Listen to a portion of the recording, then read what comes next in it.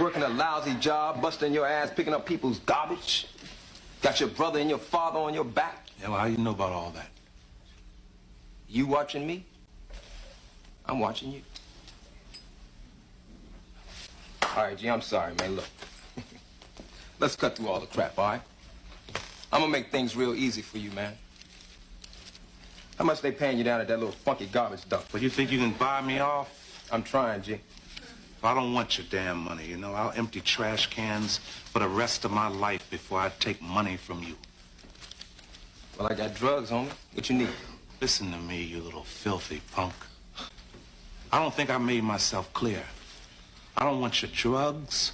I don't want your money. I want your sorry ass out of my house and off my street. You understand? Okay, Rob, now you gotta stop this now. Stay out of this, Ellen. I don't think you want to do this, G.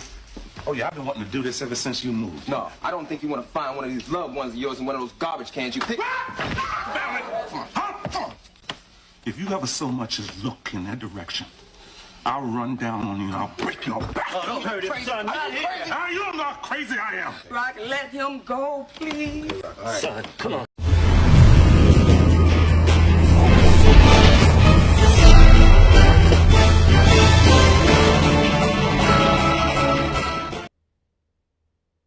Yo, what up? Mr. 707, back again, bang out another video before I start my little hiatus for December. Like I said, I'm taking a break in December. If you haven't seen in my other videos, I mentioned December is going to be a little break for me. I might post one, or maybe a video or two, like around New Year's or something like that. But I'm doing scheduled scheduled content. So basically, YouTube has an option for creators to upload the content and schedule it to come out on whatever day they want to. So I'm gonna have some scheduled content coming out. I might re-upload some older videos, upload some deleted scenes from a couple videos. Couple videos that I filmed never went up for whatever reason. Maybe I just didn't like them or just never got around to it. Stuff like that. And then I might film a couple things today or tomorrow and then upload it and have it scheduled to come out. Just so, you know, keep my upload a little more consistent. I'm probably only going to post like once or twice a week though on the scheduled uploads. You know, just take some time out, focus on me, my family, you know, stuff like that. Get prepared for 2020, man. You know, holidays usually a rough time for me, so, you know. But I want to talk about YouTuber Rodney Walker. Rodney Keith Walker, he did an apology to Omi and the Hellcat, and he deleted about 4 or 5 videos that he had posted about the subject. Basically, he was a conspiracy theorist thinking that it was all fake. Everything was fake, from the FBI raid to the type of money he had or was making, and things of that nature. And so he posted a video and retracted everything. And basically what happened behind that is, and the reason why I think he did that is because the previous day before, he had posted a video about somebody started calling him a sex offender or saying that he was on the sex registry list. I thought it was called Megan's Law or something like that. I don't know if it's different from state to state, or, you know, whatever. I don't really know much about it, but so he's gone this video talking about he'll give $100,000 to anybody who finds his name on this list, right? So I'm like, that's a bold statement. You got 100 bands to just give away, or, you know what I'm saying? So but he was confident that nobody would find his name on this list. Fast forward, within the same day, I'm on me and the Hellcat channel watching his live, and he produced some document on his computer that showed the man on the list. If I was on me, I would have been like, man, look, cash me out. I need me run me my 100 racks real quick. You know what I'm saying? But so I don't know what, you know, why would he would say that if his name could be found on that list. And I don't know the details of the man's case, you know. So yesterday he posted his retraction about saying that Omi's whole situation that he's going through is fake. I said it wasn't fake. I said brothers don't play like that.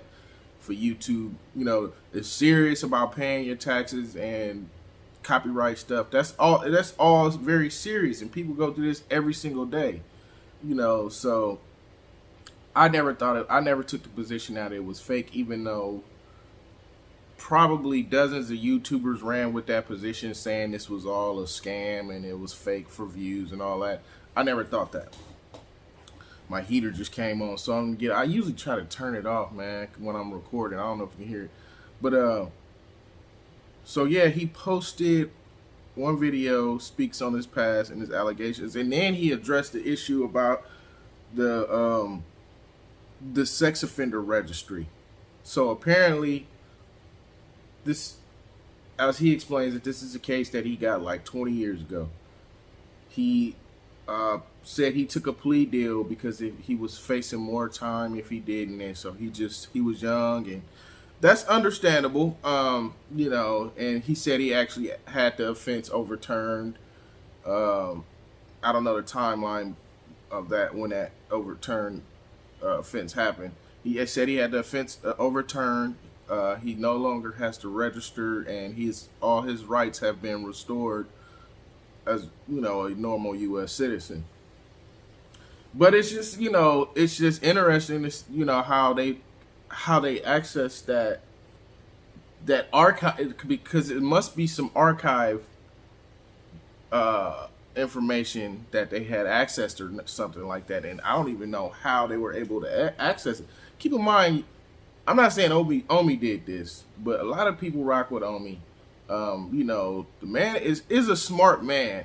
A lot of people could be very technically proficient, but sometimes they lack common sense, and that's probably what the case with Omi is. He's probably very technically proficient in computer-based in applications, and you know, he knows the shit, but he just might lack a little common sense, which is normal for a lot of people.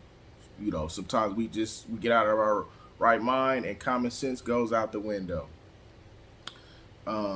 So Rodney Walker did issue an apology about that. He took several videos down. I think one of them was like over 100,000 views or something like that. You know, he probably racked up like something like a couple 100,000 views behind this. People were sending him super chats.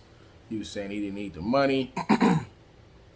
So Omi and Hellcat got a lot of, he gets a lot of super chats too. I sent him like $20, man, for the legal defense, you know. And also, because he, you know, he also posted a story. And see, this is what vlogging is about. Sometimes you got to get to the root of things, man, and you learn more about people. Because he said that he had a brother that died of an overdose that touched home for me. And I felt sympathy for him in this situation, and I can understand what it's like to lose a loved one. And it kind of, I started to connect the dots over why he was living such an opulent lifestyle. He went into having a child with autism, and so, you know, and having possibly some mental illness. What is that called? Being a little, having bipolar or something like that. So it kind of starts to connect the dots for me. You know, now it's like, okay, I can see, you know, he got a few things going on. He might not have been in his right mind. He might have meant well. To me, it seems like he's a little bit, he was a little bit ignorant about how the tax thing worked. I'm not calling him ignorant. I'm saying that he was ignorant to the fact about what his accountants and CPAs had going on, because he's trusting them to handle his books. So, you know, I mean, that can happen to the best of us, right? The point of the videos that I was making is for the young people and people in general not to look at these nice shiny things and, you know, expect that cannot be attained without putting in some serious work. Like, you have to really you can do it, but you have to put in the work for it, and you can't do it illegally because they come and take it all and try to throw you in jail. So if that's what you desire in life, you have to put the work in for it. And sometimes you got to start down at the bottom and climb up that ladder, you know. And if you don't achieve that level of success, at least you put in a great effort along the way. And when you look back in hindsight, you're going to be proud of your achievements. So that I wasn't, you know, in that regard, if it came off that I was downing on me or something like that, it might have came off like that, but that wasn't the intention. It was a message for people in general that was into his content, that if you want to achieve things in life, it's a process involved, you know, in setting goals and researching and you know, going about it the right way. That's all I wanted to say. So yeah, man, Rodney's case is a perfect example of how your past can follow you for your entire life, for a very long time. Your past can follow you. So, and I've made poor life decisions in life myself. You know, I'm not a perfect person. I've said that multiple times. If you watch my channel, you know what I'm referring to. I've lived, you know, above my means a lot before, and you know, alcohol was very costly for me. But I've saved over $6,000 in alcohol, not drinking alcohol in my sobriety time. I don't live above my means no more. I hardly buy anything like clothes. I haven't bought any clothes or even shoes this entire year, man, because I already have stuff, and you know, just try to take care of my stuff. You know, when I was living outside of my means, and you know what I'm saying. So I don't even hardly spend no money on clothes anymore. I'm probably gonna buy me a nice suit this weekend. That's about it.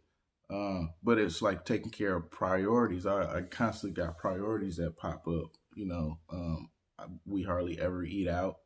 You know, we usually eat cooked meals at home. I don't spend money on alcohol. I don't smoke cigarettes no more.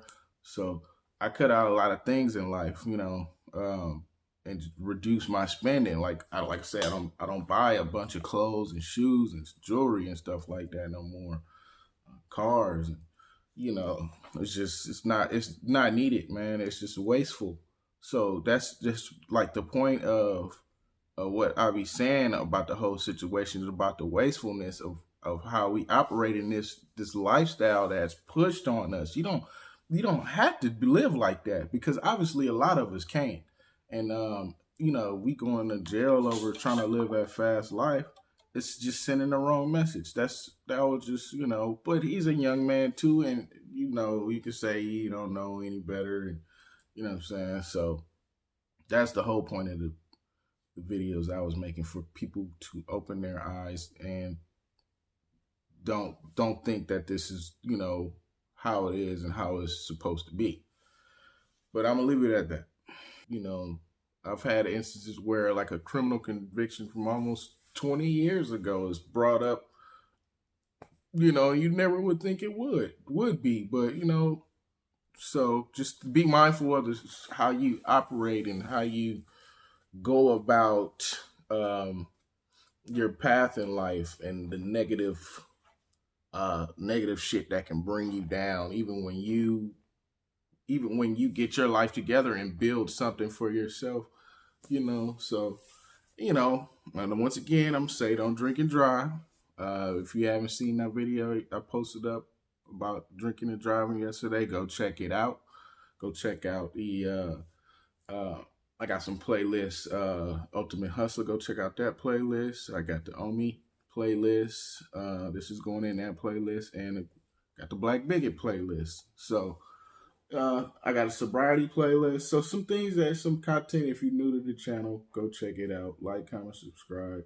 I'm trying to get to 1,000 subscribers by the end of the year. I'm not gonna say it's not gonna happen, but like I said, I'm taking a break from myself in the month of December, so I'm not gonna rush the process in life this time that I set aside for myself. So, you know, that's all I gotta say about that. Y'all have a wonderful day. And I'm Mr. 707, and I'm out.